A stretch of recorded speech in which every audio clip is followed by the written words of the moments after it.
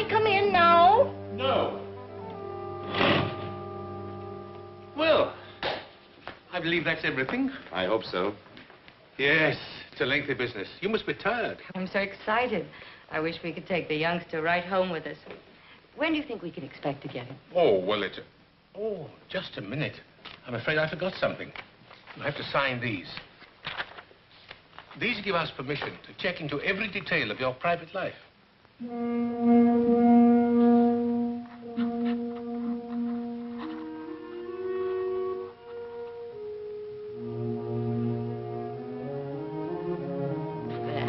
you.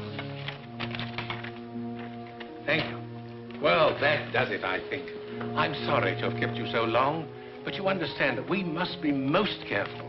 After all, it's a child's life. Our investigation can't be too thorough. How long will it be? Well, it all depends. Matter of months, perhaps. But we'll keep you posted. Thank you very much. Eve, dear, we'll be late. Goodbye, and please hurry. Goodbye. Bye. Goodbye. Bye.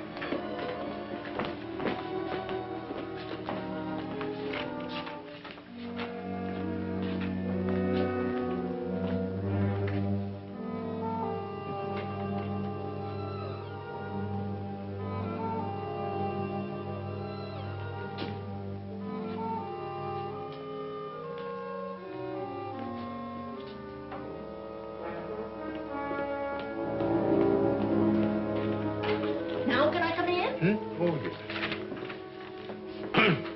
Interview report to the directors. Names of applicants, Harry and Eve Graham. She is 32, he's 38.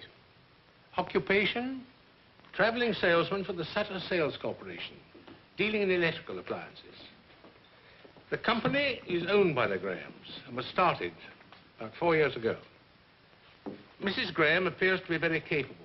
She handles the office work. Mr. Graham covers the Los Angeles area, where they hold a sales franchise for a deep freeze concern. Their income, presently about 20,000. Married 8 years. Well, you don't need to wait for me. I'll straighten up. Yeah, I tried that once before. Nearly lost my job. You and your cleaning up. Well, go on, go on. You're not disturbing me one bit. Mrs. Graham is unable to have a family. Her problem is of undetermined origin. But we'll check several physicians who have examined her during the past 8 years. They will take an older child, 4 or 5 years, of either sex. From the preliminary interview, it's my opinion they would make fit parents, but something bothers me about Mr. Graham. He seemed impatient during the interview. A chip on the shoulder sort of attitude. He behaved rather strangely when signing the permission to investigate form. Perhaps this is my imagination. I'll report further when I visit the Graham's home for the customary inspection next week. Phew. Well, that's that.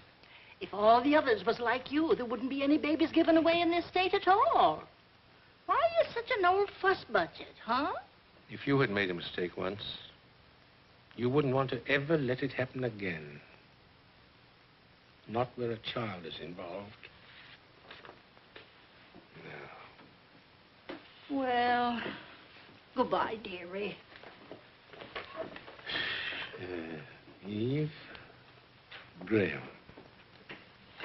To Sutter Street and Harry Graham.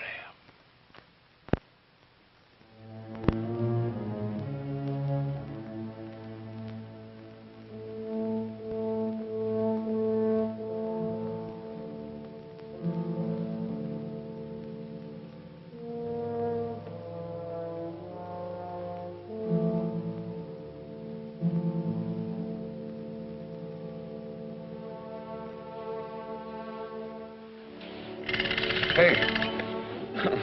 What goes on? Oh, I couldn't resist him.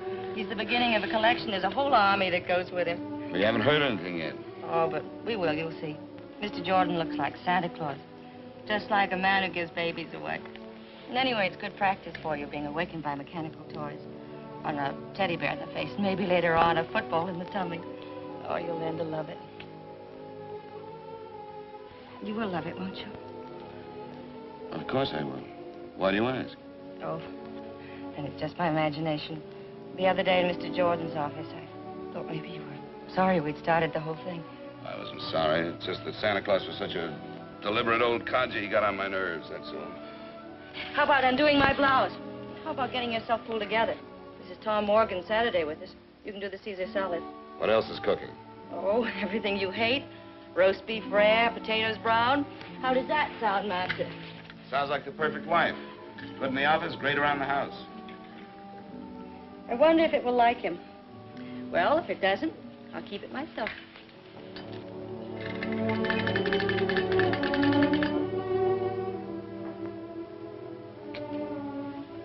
I remember other Saturday afternoons when it was always like this. A long time ago.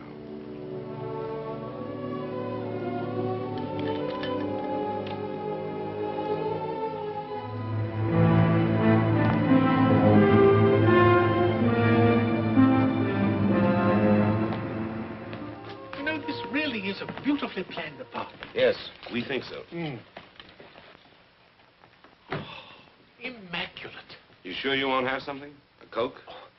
Could I have a glass of milk instead? Yes, surely, sir. Thank you. My stomach, my work, all the tension. If you don't mind my saying so, Mr. Jordan, I think you take your work much too seriously. It's not worth it. I think it is. By the way, we've begun our investigation on you. Oh? How's it look? Everybody speaks very highly of you. But? I've been a salesman too long not to recognize sales resistance when I see it, Mr. Jordan. I have a feeling you don't want us to have the child. Oh, I wouldn't say that. Thank you. Well? Am I right? I don't know whether I do or not. At least not yet. I understand you spend a great deal of time in Los Angeles on business. Yes, that's right. Then perhaps you could give me the names of some of the people down there with whom you work. Oh, it's all routine, nothing more than that. You're very conscientious, aren't you, Mr. Jordan? Well, I'll drop you a line and refer you to lots of people in Los Angeles. There's something else about me I think you should know. I have a small mole on my right shoulder. Would you like to see it? Oh, Mr. Jordan, I'm sorry I'm late. That's all right. I was early. What are you two doing in the kitchen? Mr. Jordan's been looking us over. I've seen your home. It's pleasant. Very pleasant indeed. Won't you stay for dinner? Oh, thanks. I can't. I have to get back to the office. Lots more paperwork to do there. I'll see you to the door. Oh, thank you. Goodbye, Mr. Ray. Thank you, Mrs. Graham. Thank you.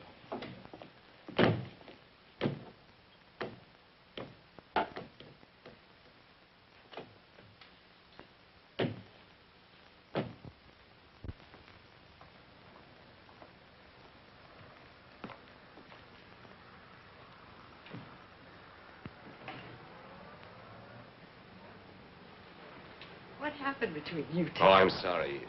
I don't know what hit me. Sorry. He said he liked you, but didn't think you liked him. Oh? Anything else? That we could start fixing up that room, and he thought I'd be a good mother. Once Mr. Jordan is right. Well, the star salesman of the Sutter Corporation had better get on his horse. What time's your plane? 9:15. I've got a date with the Clark Company by first thing in the morning. If we can only sell that account. By the time you're a father, just think you can hire one salesman or even two the way things are going, and you can stay home and run the show. What's this? Are you resigning? Well, not exactly. I'll be around to heckle a bit. That's a woman's privilege. Well, I've got to pack. Oh, I'll do it for you, but there's not much to pack. Everything's in Los Angeles. Don't you ever get a hole in your sock? And how do the buttons manage to stay on your shirts? You never bring them home. I've found a laundry that does it. Saves a lot of trouble. I'll only be a minute packing your bag.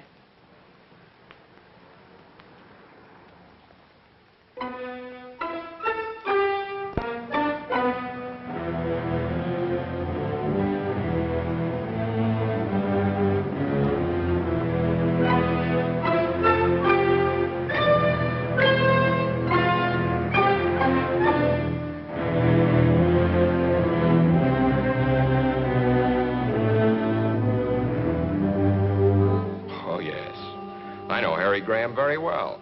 Like him. He handled our product for several years until... Until what? We didn't fire him, if that's what you're getting at. He fired us. Got a better deal. I see. I'd give my shirt to get Graham back. And you can tell him I said so. Thank you.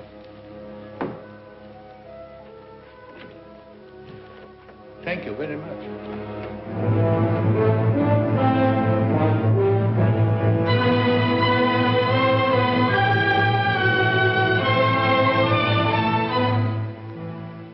You see, the Grahams wish to adopt a child, and we must have certain information.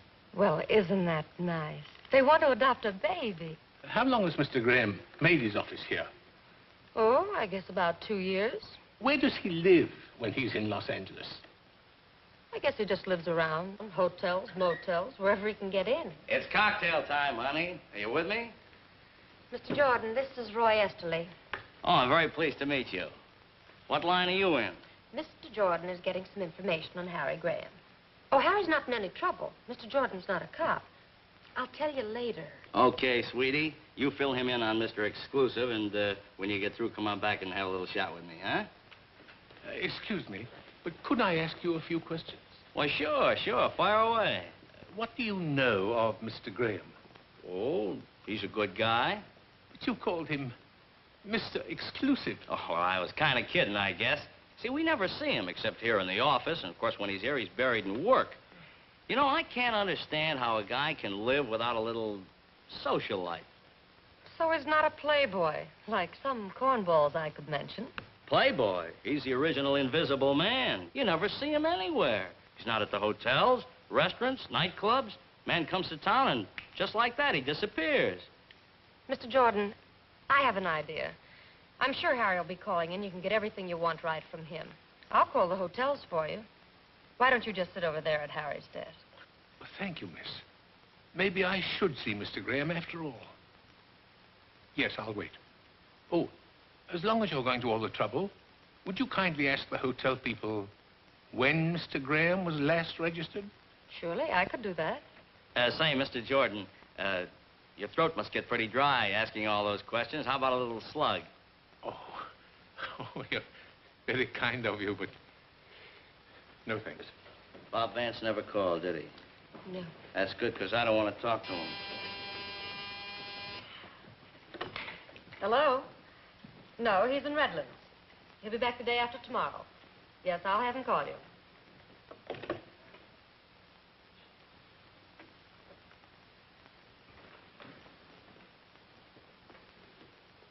Harrison Graham. Harry Graham. Harrison Graham. Good night.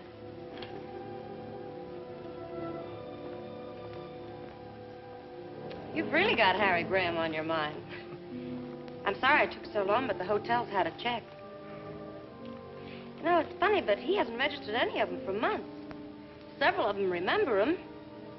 Of course, he could be staying at a rooming house, but that doesn't sound like him. He likes everything nice. You're very kind. I'm sorry for all the trouble. By the way, is Mr. Graham known by any other name than Harry? No, his name is Harry. Look, Mr. Jordan, he was in yesterday, and I know I'll be hearing from him soon. Give me a number, and I'll have him call you. Or maybe you've gotten everything you need, huh? No, not yet. Excuse me, it's that board. Oh, thank you. Graham. Harrison. Harrison Graham. 132 Brinkman.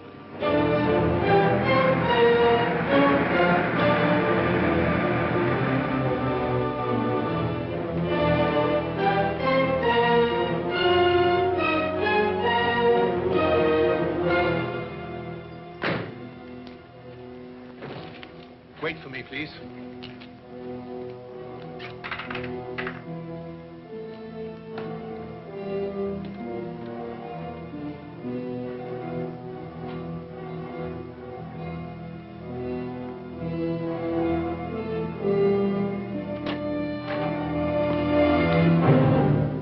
Good evening.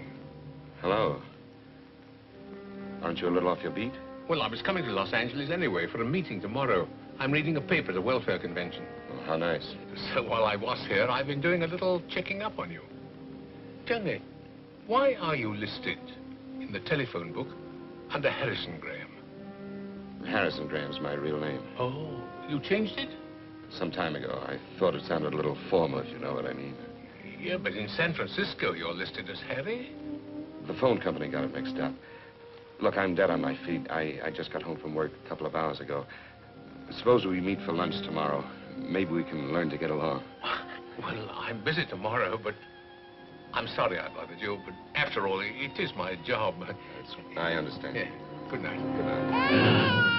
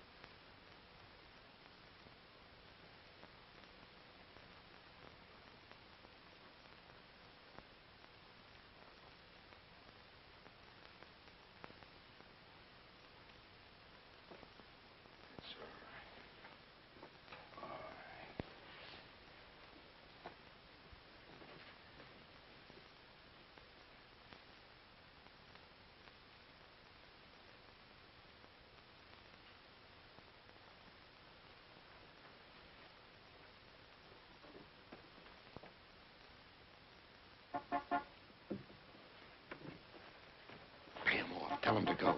You wake them both up. My wife's sick, too. She's in the other room asleep. She's been up with the baby 2 nights in a row.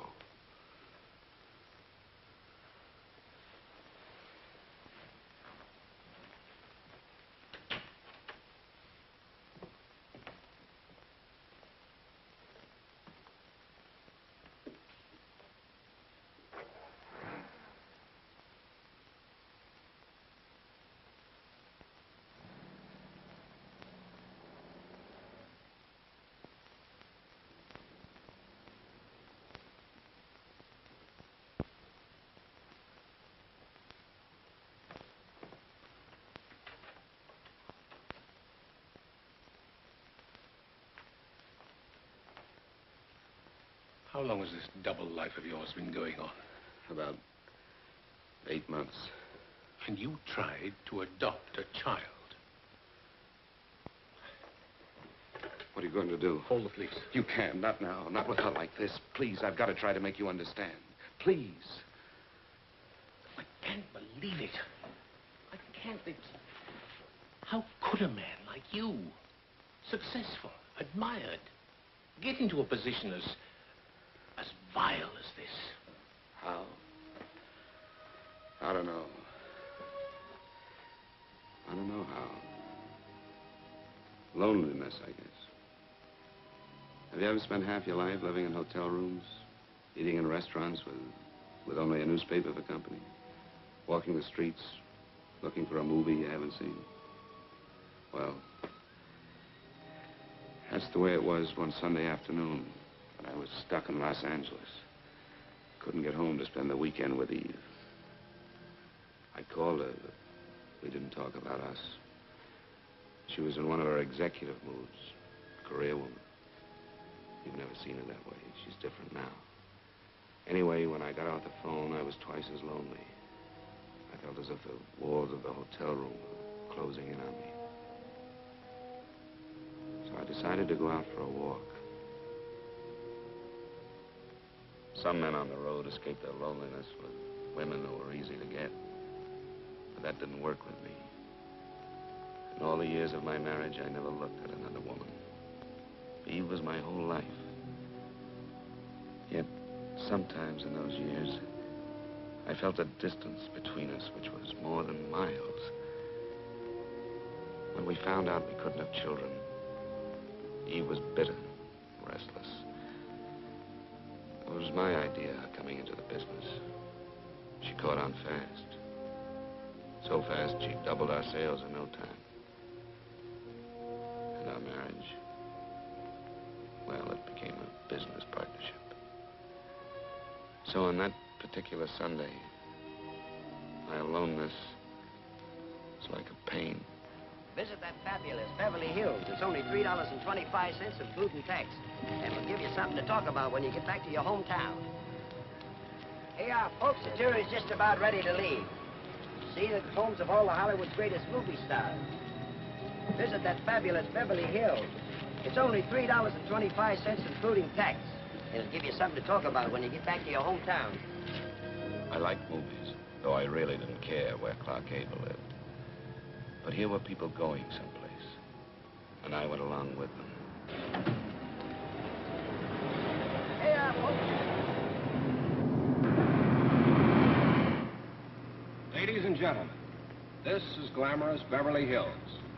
Here are the most beautiful homes in the world, where your favorite stars of screen live and play.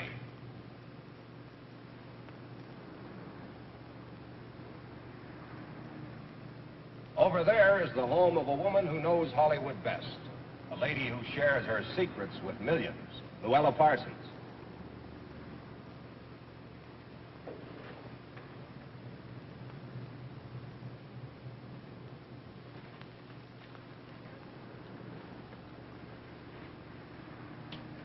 Thanks. Here we are. On your right is the home of that shy and modest man, Harvey's friend and yours, Jimmy Stewart. Now take a look on your left, and you'll see the home of that funny, funny man, Jack the Miser Benny.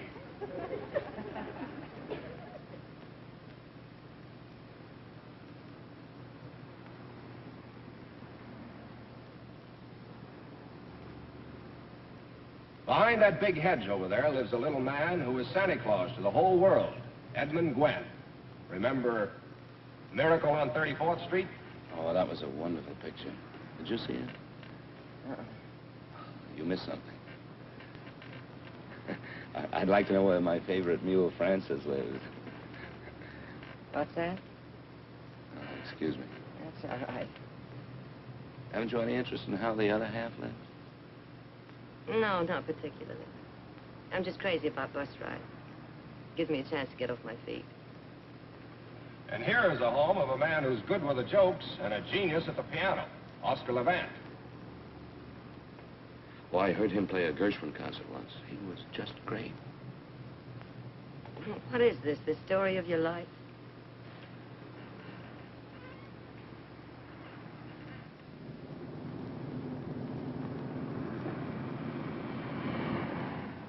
Were you wondering where our glamour girls are?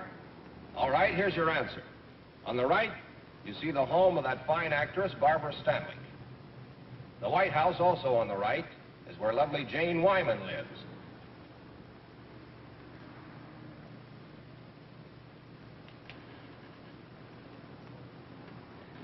You know, you just like me for my lighter, that's all. I could give up smoking. Thanks. Don't mention it.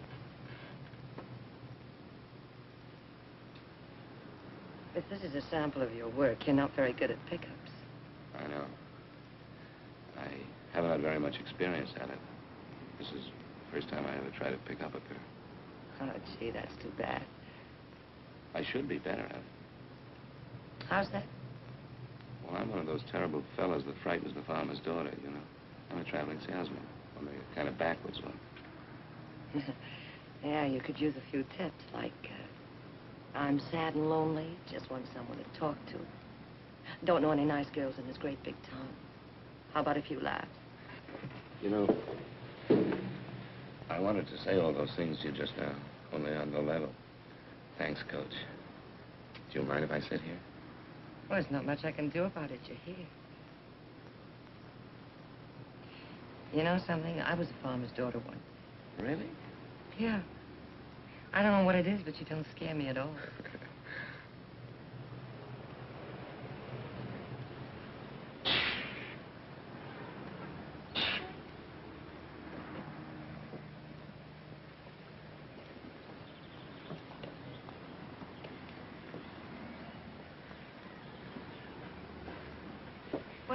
Thanks for the use of the lighter. Bye. Oh, just a minute. In case you ever need a deep freeze, my name's Harry Graham from San Francisco. Oh, well, that's nice. Mine's Phyllis Martin from here. From here? This doesn't look like very good farmland. You told me you were a farmer's daughter. Yes, well, that was a long time ago. Oh. Thanks. Oops, doesn't work. Well, remember me to Jack Benny. And there's something else you should know about traveling salesmen. You kill me. They have very large expense accounts and frequently buy dinner for pretty girls they meet on buses. Well, I must say your star's improving fast. But I'm afraid I can't. Sorry. I'm sorry, too. Yeah, well.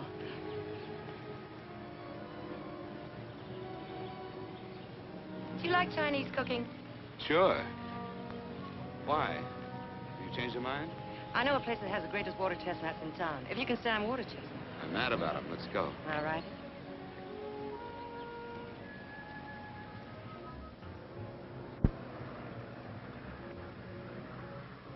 Early American Chinese.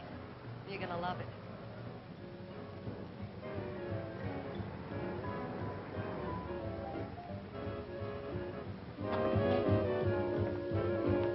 Cozy little place, isn't it? Do we have to eat here? Oh, yes, it's a must. Now, why don't you relax and I'll be back in a few minutes, huh? Hi, Sam. Good evening, Miss Martin. Good evening, sir. Will you take care of the gentleman for me? Like this way, sir? I'll have a drink at the bar while I'm waiting for the lady. Good.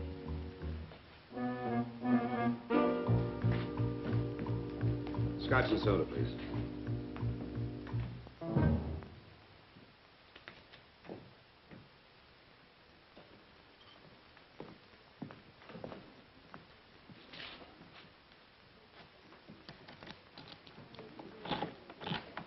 Here you are, sir. Oh, thank you.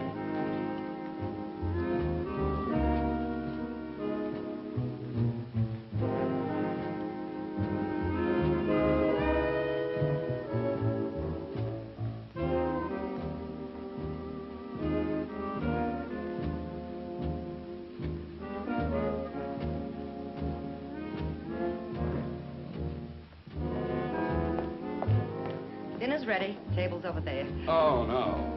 What are we playing, charades? The outfit came with the job. I work here. I don't believe any of this. Well, the pain will wear off in a minute. Just follow me. Egg soup. Very healing. I ordered the rest of the dinner for you, too. Aren't you allowed to sit with the customers? Maybe later. Well, go on, eat your soup. It's the only genuine Chinese dish we serve here. Guy who owns the place used to run a string of hot dog stands. His name's Hannigan. You sure you can't sit down? No, I can't. Try it. How was it? Tastes good. Say, where are all the people? Oh, Sundays are quiet. And all the rest of the week. How long have you been working here? About 6 months. I needed a job, and Hannigan needed someone to liven up the joint. You can see I've been a howling success. Ah, come on, sit down, huh? No, I can't. Say, when'd you say that farm was? I didn't. Little place called Pennsylvania. How'd you get all the way to Los Angeles? Well, I wanted to see the world. So you started with China, huh? That's right. You know something? I've never heard of chop suey in China. You don't say. That's right. It's the house specialty here. And the next course, you can stand it.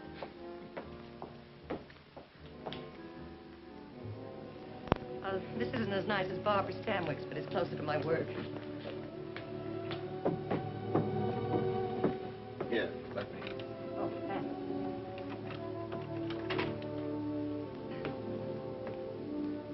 Well, thanks for a lovely evening. There's nothing. Drop in again sometime. So long.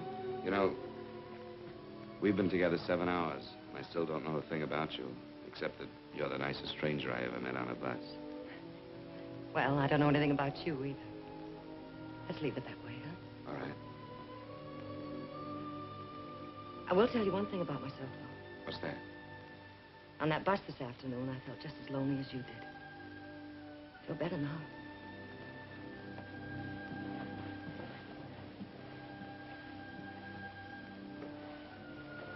I guess all traveling salesmen aren't alike, huh? Some of us are quite harmless. Yeah, you're kind of special. Good night. I never expected to see Phyllis again.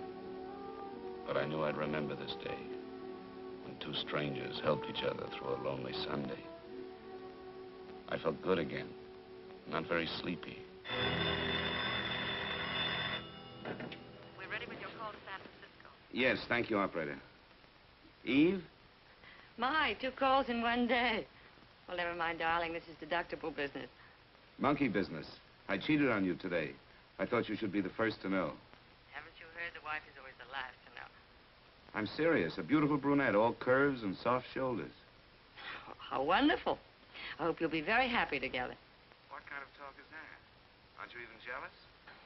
You won't spoil my sleep one bit. You're mighty sure of me, aren't you? Very sure of you, my darling. She wasn't really beautiful, just nice. Kind of a funny little mouse. Don't you want to know how I made out? Oh, I forgot. I heard that Duff's may open 3 more retail outlets in Los Angeles County. Got a pencil handy? Better write down this name and address. Are you listening? Here it is. He's the merchandise manager. Yes, I'm listening, Eve. I've got it. I wish you were here with me right now. I didn't even touch her. Touch who? You know, the funny little mouse. What a shame. Better luck next time. Harry, I got a special delivery from Mother today. Oh? What's the news? Well, Father's quite ill. Nothing serious, I suppose, but I'm a little worried. I wouldn't worry, darling. I'm sure he'll be all right. Eve, I've got to make the rounds. I'll call you in a couple of days.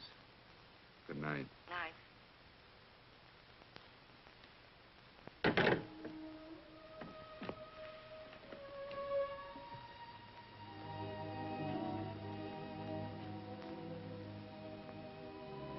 And in a couple of days, I did get home.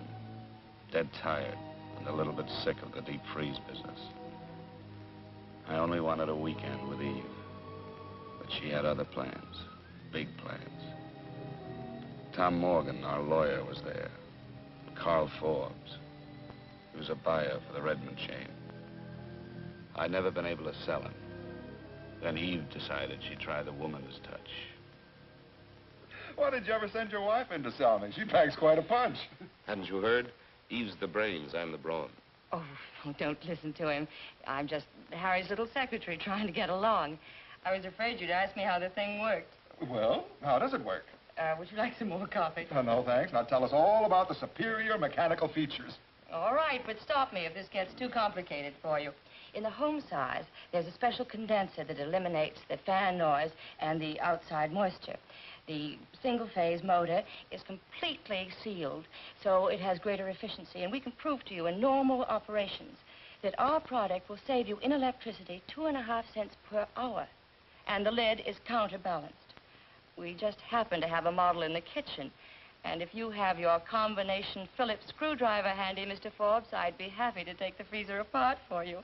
Any questions? No questions. And no demonstrations, please. I'm convinced. At least almost. Perhaps another little brandy?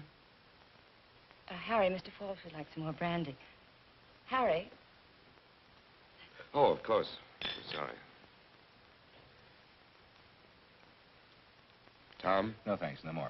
How about a little poker? The evening's so nice we might play on the terrace. I'm afraid of you, but I'm game. Me too. Oh.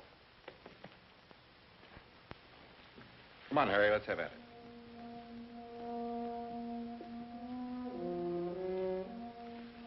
You know, I think we're really on our way. I'm sure we got Forbes. It's the power of a woman for you. Oh, I'm so happy. I'm so sleepy. Good night, darling. Eve, I just figured something out. In the last month, we've been together 6 days and 14 hours, not counting when we're asleep. Doesn't make any sense. Did you hear me? 6 days, 14 hours.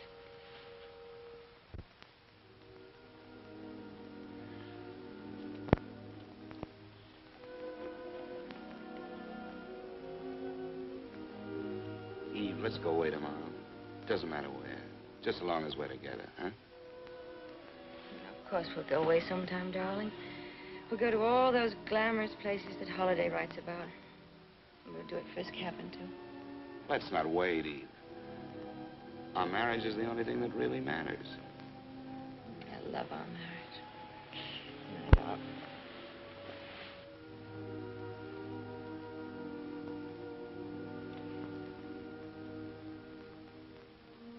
So I hit the road again. When I got back to Los Angeles, I found myself dropping into the Canton Cafe. 1 tea coming up, rice cakes, and your fortune free. Shall we go? The decorations are terrible, but the service is great. Oh, come on, sit down, huh? Just for once. You want me to lose my job? Oh. What does it say? You will travel far. Well, that's right in the button for a traveling salesman. Here's another one. Uh-huh. Money and fortune await you. That's better. And the last one. Uh-huh. Dance and the world dances with you. Wow. Things are warming up. Do you like to dance? I don't know. It's been a long time. Well, do you want to take a chance with me? All right. When you finish tonight, where'll we go? Oh, why don't we stay here? It's so romantic. You're a little character. Miss Martin, over there. All right. See you later. That night we danced. There were other evenings with Phyllis, too. We asked nothing of each other. I had never kissed her, never touched her. Just being together was enough. But all the time, I suppose we were fooling ourselves. Ready. Good night, Sam. Good night. Good night. Thanks. Well? Phyllis, tomorrow's my birthday. Do you want to have dinner with me? Help me celebrate? I'd love to. And tomorrow's my day off. I'll pick you up at 7. Sure you haven't anything better to do? I'm sure. Okay. Phyllis.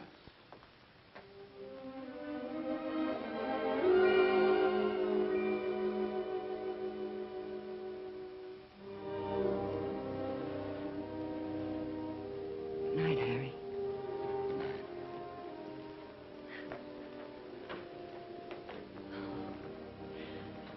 See you tomorrow then, huh? At 7.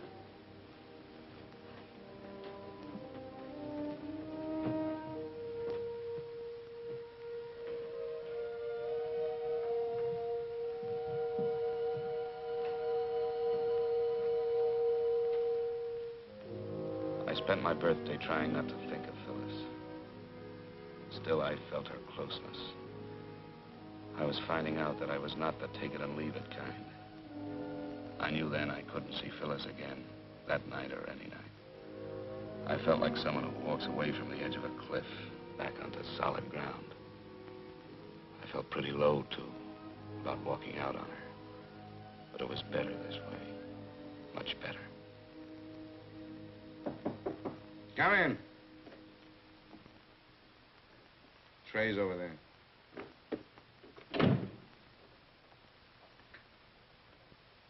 Not much of a way to spend your birthday. Phyllis, didn't you get my message? Well, sure I got it. That's why I came over. I was worried. What's wrong? Nothing serious. I think I'll live. Just a headache I couldn't shake. Yeah? Feels better. Lots better. Oh, I brought you a birthday present. Nothing much. Just a Cadillac. Well, don't you want to open it? Sure, I'll open it. It's flashy, but I thought you'd like it. Smells good. I do like it. Thank you, Phyllis. Well, I may as well put a gift to work. Just close your eyes now. We'll take that headache away.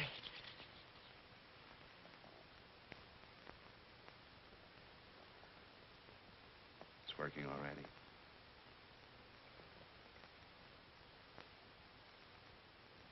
Any happy returns?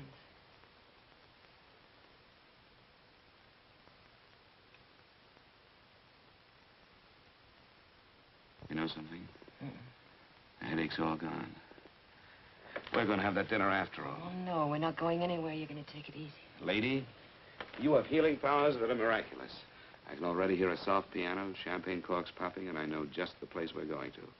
We're going to Acapulco.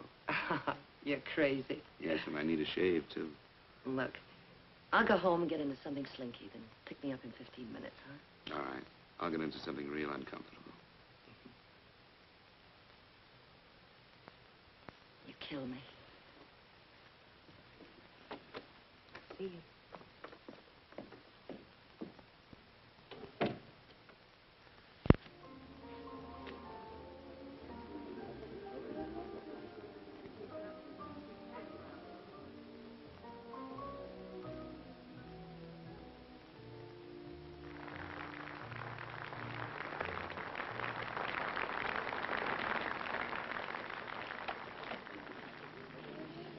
Oh, it's such a lovely night.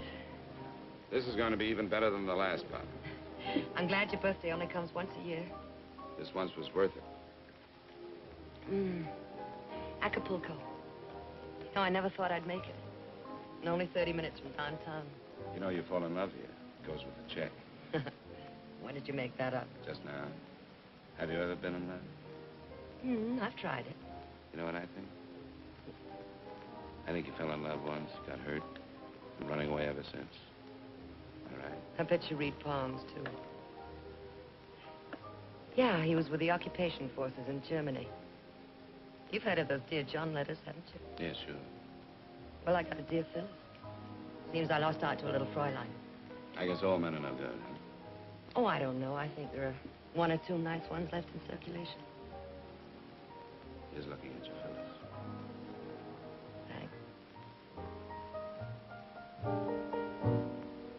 The stars were very bright, but it wasn't a star. You know, you're a funny one. Don't you want to know if there's someone in my life? Whether I'm married, divorced, whether I have 6 children, whether I've spent any time in jail? No? Why not? What good would it do me if I did know all those things? I like you as you are. The way we are. I don't want anything from you. I'm afraid of being in love again.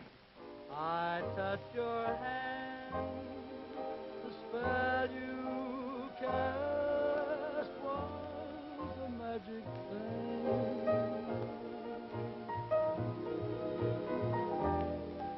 We watched the moon in flight, but it wasn't the moon that thrilled me. No, it wasn't the moon that brought such delight. I felt a thrill so new the moment I kissed you. Heavens faded from sight. No, it wasn't the stars, and it wasn't the moon. You know, I'm going away again tomorrow. Tomorrow's a long time off.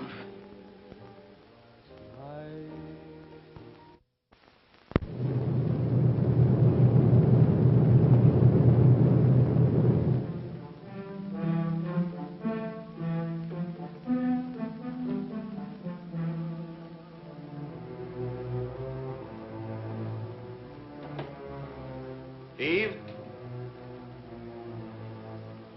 Eve?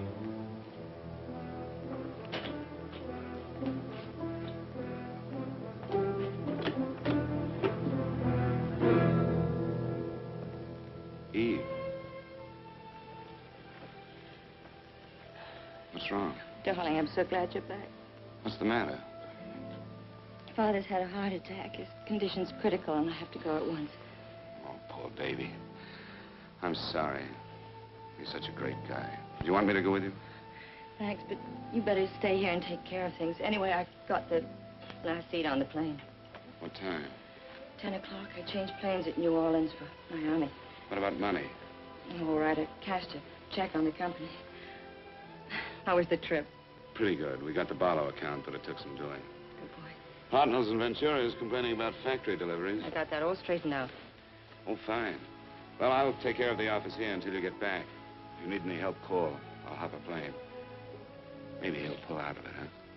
I hope so. Ooh, I almost forgot. Oh, lovely. You like it? I'm crazy about it. Put it on for me, will you? What do I have to thank for this? All that new work with Barlow's or that cute little mouse you told me about? Did my boy step out of line? You thank me. Oh, and I do like this. Oh, Eve. This last trip. It's so good being away from each other. How would you like me to be around all the time? Could you stand it? What do you mean? One of these days soon we'll put a man on. I've got my eye on a fellow. Oh, I think I'm going to cry. I should be so happy if it weren't that... Finish your packing, darling. I'll make us a couple of drinks.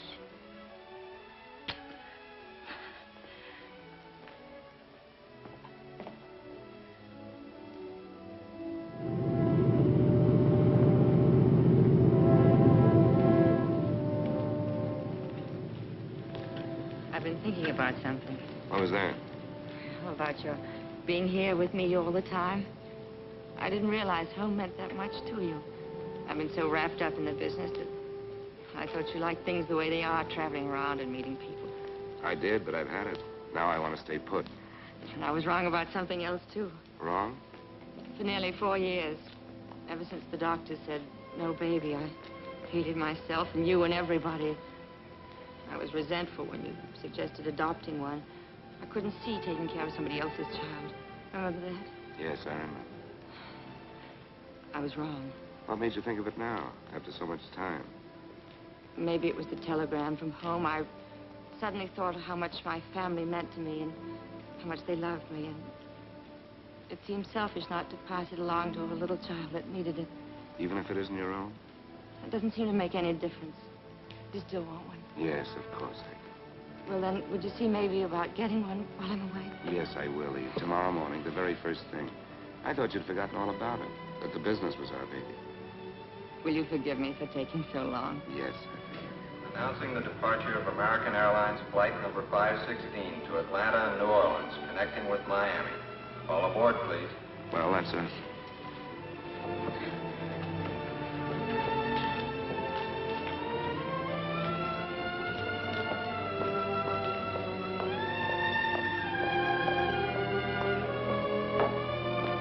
So that's how I first crossed your path, Mr. Jordan. I called you on the phone, wanting to know how to start. We wanted a little boy or a little girl. Didn't make any difference which. And we wanted it faster than any child had ever been adopted before. But you told me it wasn't as easy as all that. And how right you were. Yes. You wanted a ride, roughshod, over all our rules. Now, what changed you?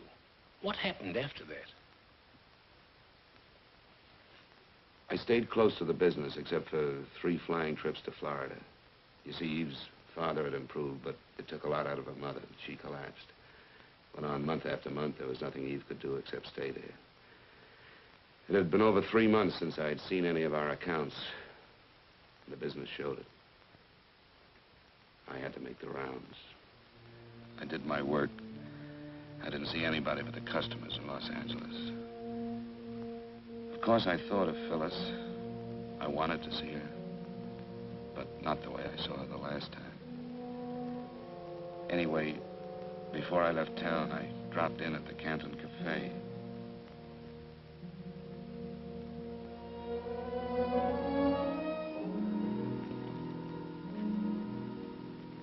Hi, Sam. Hello, Mr. Crane. We miss you. Thanks, Sam. Miss Martin here? Phyllis? No, she doesn't work anymore. When did she leave? About a month ago, maybe a little more. Is anything wrong? She said she wasn't well. She was going away. Where? She didn't say. Will you have dinner here tonight, Mr. Graham? No. No, thank you. Thanks, Sam.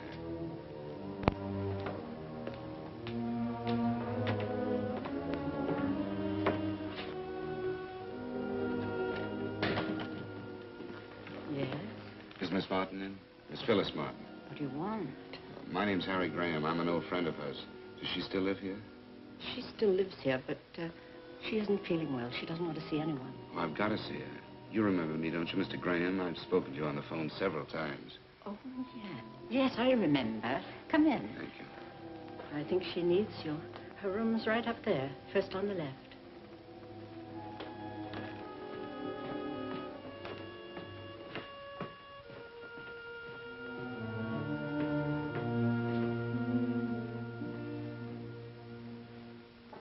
Come in. Harry. Hello, Phil.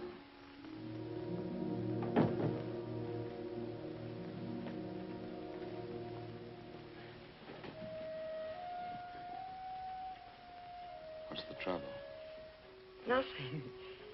It's good to see you again. I just got back from San Francisco. I've been working there for the last few months. I went to the restaurant and they told me.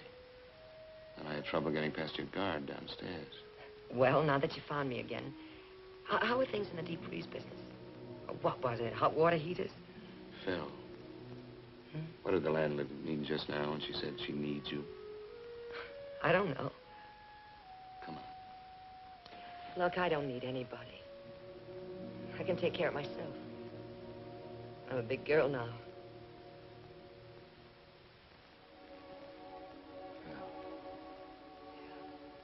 Was it that night?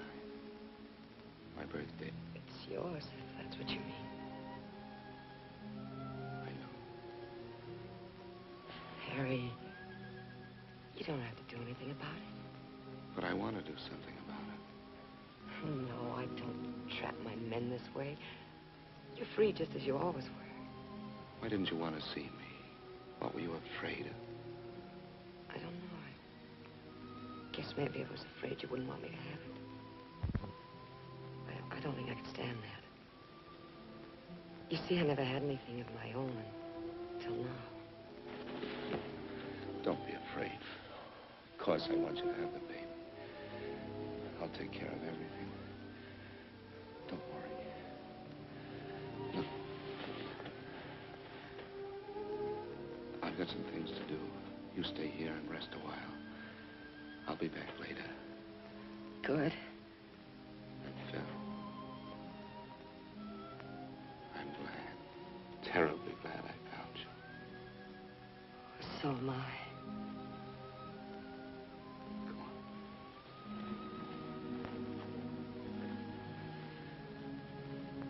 You get some rest.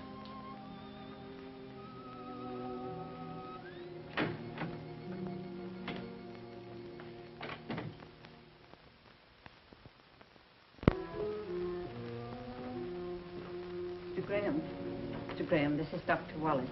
He's taking care of Phyllis. I was just going up to see her. How is she, Doctor? Could I speak to you for a minute? Yes, sure. Excuse me. I think she's going to be all right. She's had a rough time of it this last month. 2 transfusions. And she's not very strong to start with. Then there's the mental, emotional state to contend with. You can understand. Yes, I understand. I think things will be better now that you're here. I'll take care of everything. Please give her the best. I'm glad she means something to you. She can be hurt just like the rest of us. Fooled me at first with that flip, hard act of hers. But that's not the real Phyllis. You must know that.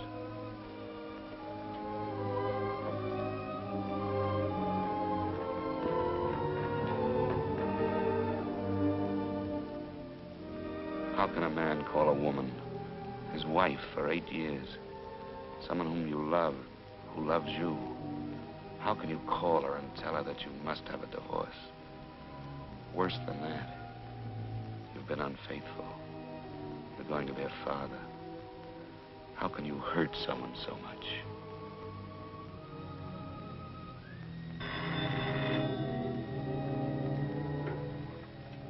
Hello?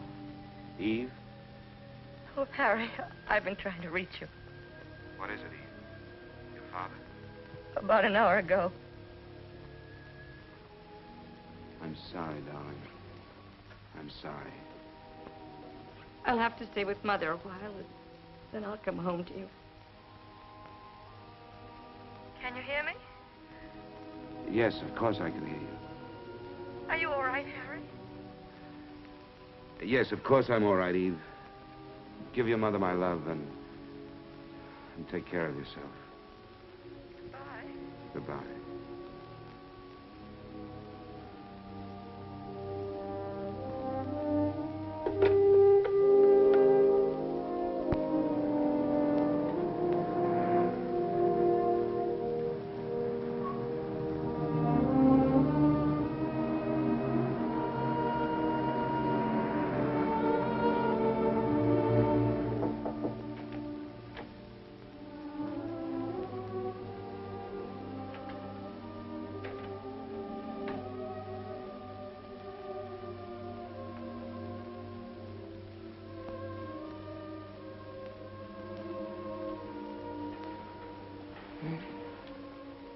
Hello, Phil.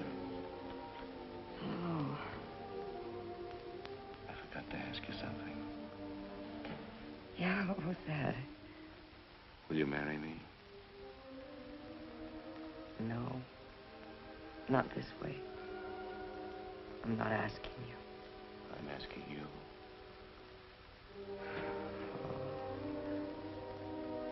I hate to take you out of circulation like this. There must be a waiting line. There's nothing like that. And no one like you. Are you sure you want me? I'm sure. I do love you, Harry. And I'm so glad I do.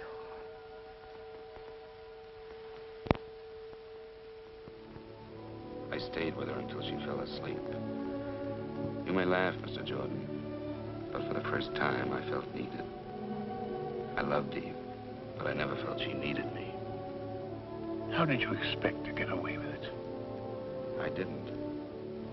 What did you do when Mrs. Graham came home a few weeks after your other marriage? Why didn't you tell her then? Wasn't that the plan? Yes, that was the plan. That was also the time when you came in again, Mr. Jordan. Do you have some cream? Oh, I have been away a long time. I never take cream, remember me? I'm sorry, I forgot. I have a surprise for you. Surprise? A sentimental surprise. Come on, bring your coffee.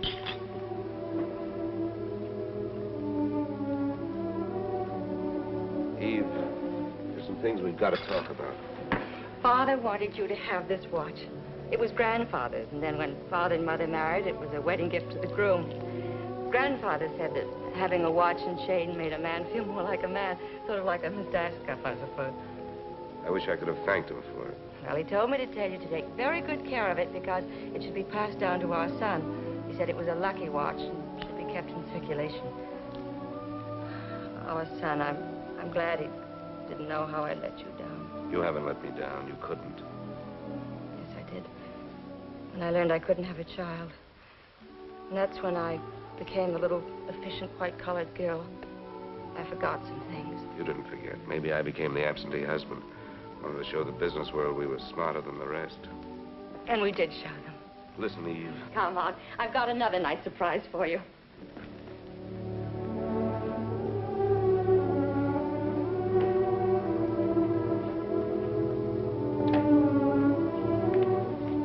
The light doesn't work. Leave the door open so we can see. I cleaned it up today. But don't worry about your golf clubs. I put all our junk in the closet and I stored the suitcases.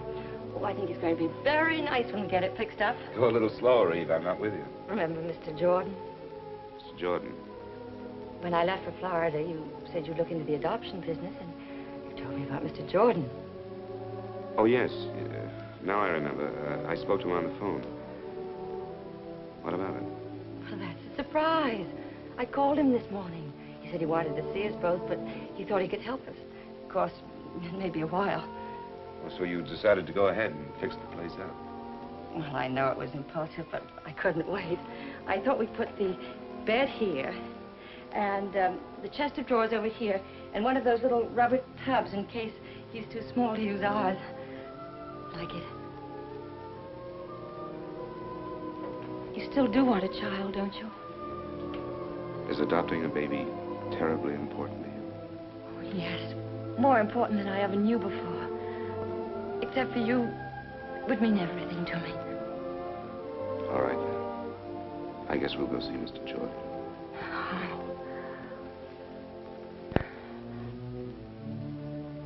So that's how I crossed your path once more, Mr. Jordan.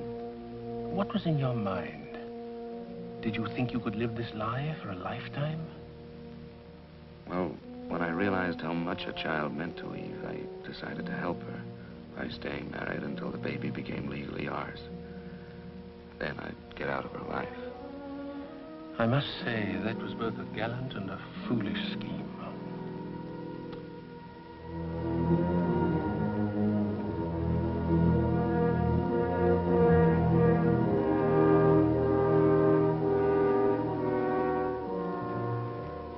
Those were months of panic, fear. Like the night my son was born prematurely, just as the doctor predicted.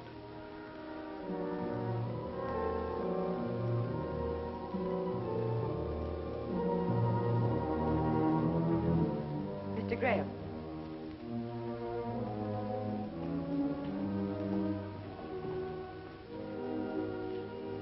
Mr. Graham, you have a little boy. You can see him through the window down there.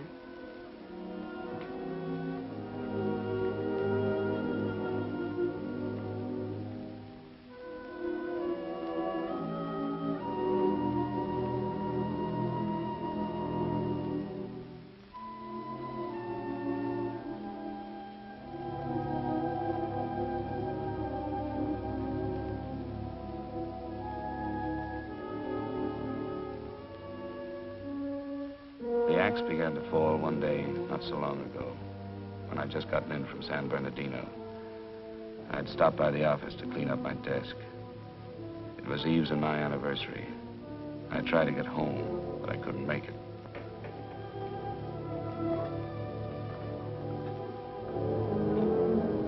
Is there a man in this joint that's been married 8 years? Eve. Don't look so shocked. I'm your anniversary present. I almost didn't find you. I called all the hotels you've ever stayed in. Where are you staying? Oh, I'm not. I just got back from San Bernardino. Did you get my flowers? Oh, I didn't wait for that. I got your wire and decided something should be done about it, so here I am. Aren't you glad? Of course I am. I was just about to call you. Oh, never mind that. How about closing up the store and buying me a dinner? You bet I will. As a matter of fact, we're doing so well, I'll put it on the expense account. Let's get started on our 9th year.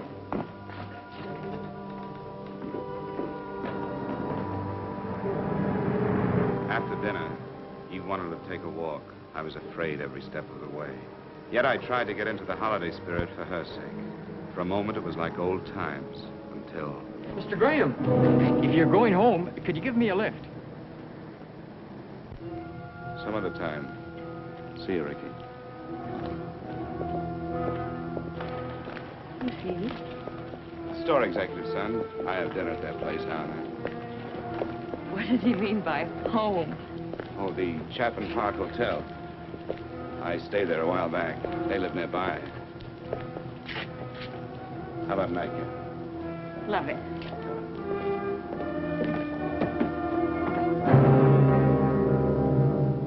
After I put Eve on the plane for San Francisco, I came home to Phyllis and more of my insane double life.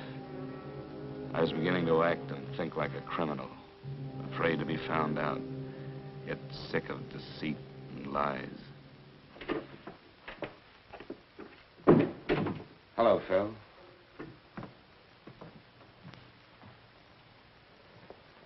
Danny asleep? That's right.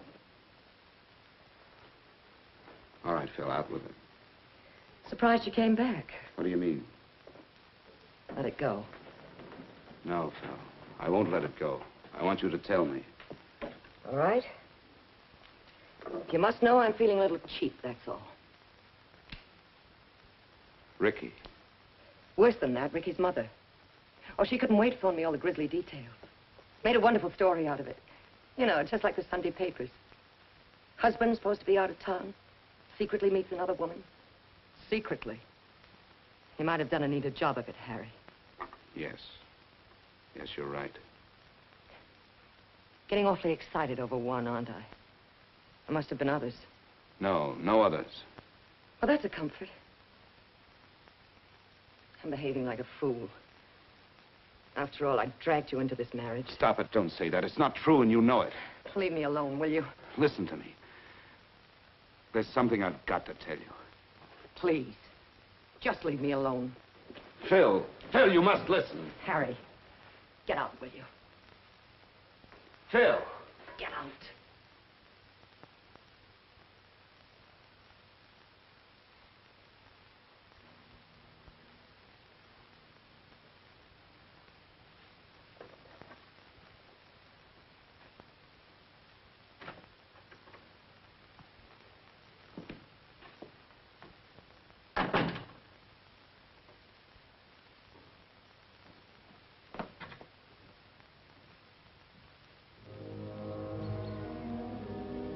I stayed at a hotel that night. Made a date to see Phyllis the next day. There were things we had to talk about. She said she'd meet me in the park near the house. It's hard to explain my thoughts as I sat there. I had my way out. Now I could put an end to this nightmare. I loved Phyllis and our child. I didn't want to lose them. And I hated to bring them pain.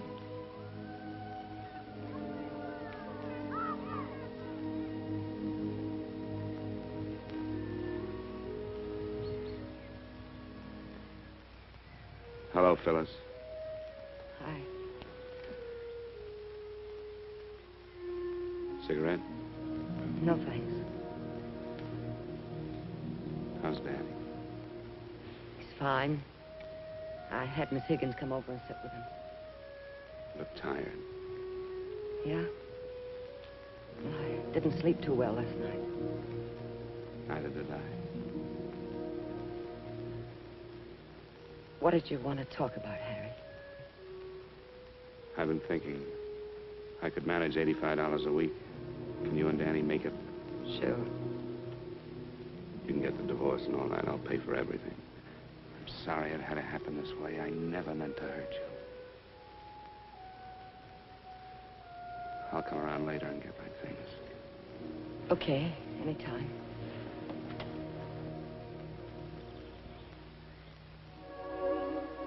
Goodbye, Phil. Goodbye. Harry.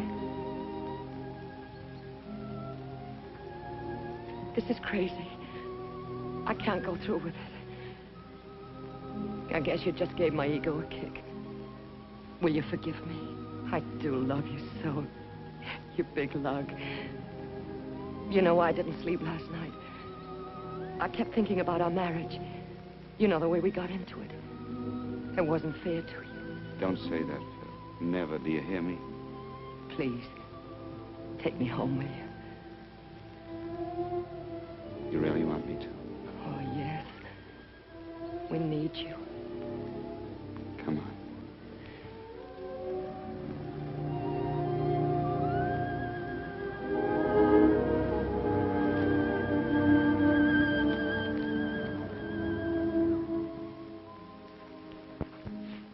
So you had your out and couldn't take it. And yet all the time you knew it had to end this way. Now you're going to call the police. Well, maybe I ought to thank you.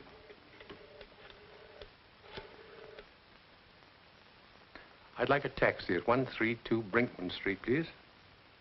That's right, thank you. I'm not a policeman. It's not my duty to do anything but see that the juvenile wards of the state of California are given decent homes. I'll pick up my taxi outside.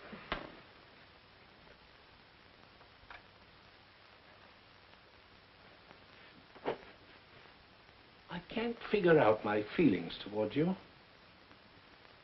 I despise you, and I pity you. I don't even want to shake your hand, and yet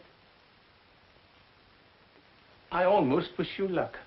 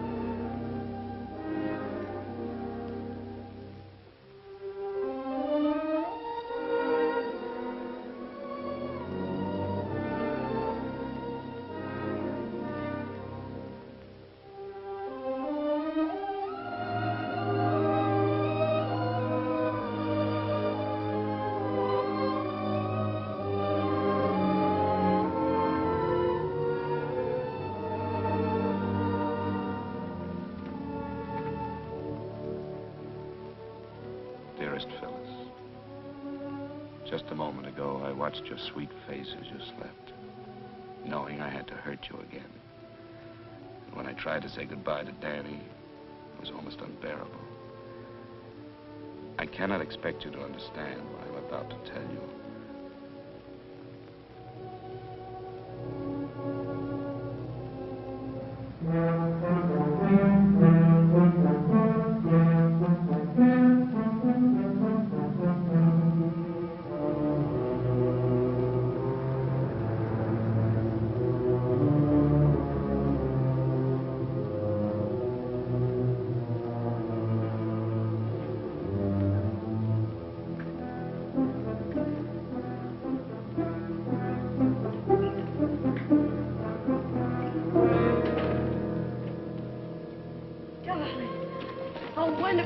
Why didn't you tell me? I couldn't. I have to go away. Go away? Where? I can't explain now. There isn't time. There isn't time. What do you mean? Tell me. I wanted to tell you. That's why I came back. But now there are people waiting for me downstairs. People? What are you saying? All I can do is pray that one day you'll forgive me. Try to remember one thing. I love you. I've always loved you. But you can't go away like this. Oh, I love you too. Dearest, it's the only way. Tom Morgan will call you. He knows all about it.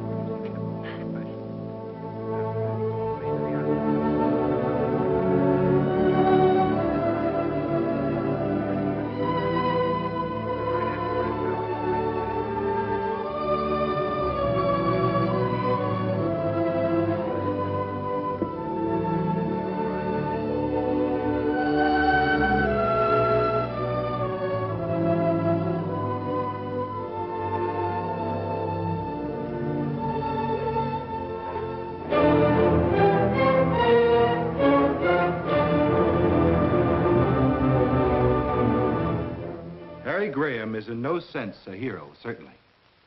But neither is he a monster. He's an ordinary man that made one terrible mistake. In this case, there's a peculiar sense of irony. If Harry Graham had taken Phyllis Martin as his mistress, some people would have winked an eye and turned their head.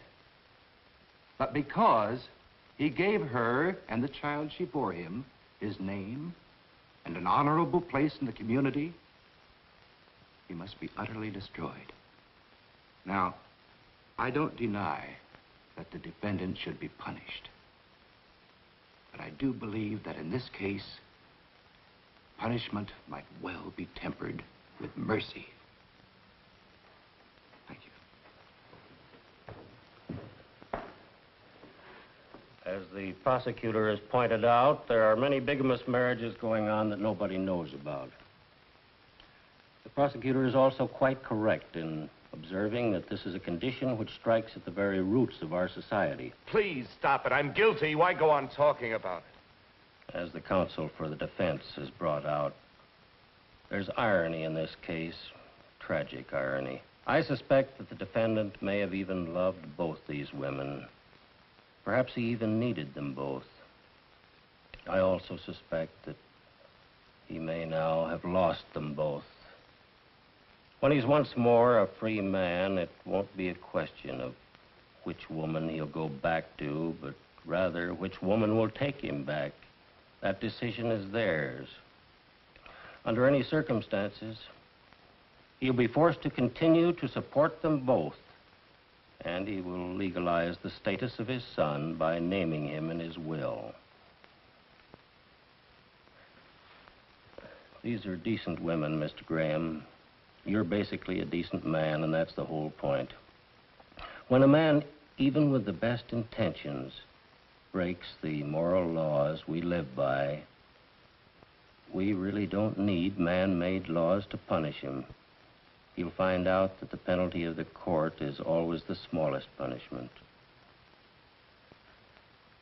Sentence will be passed by this court 1 week from this day at 11 a.m. The court is adjourned.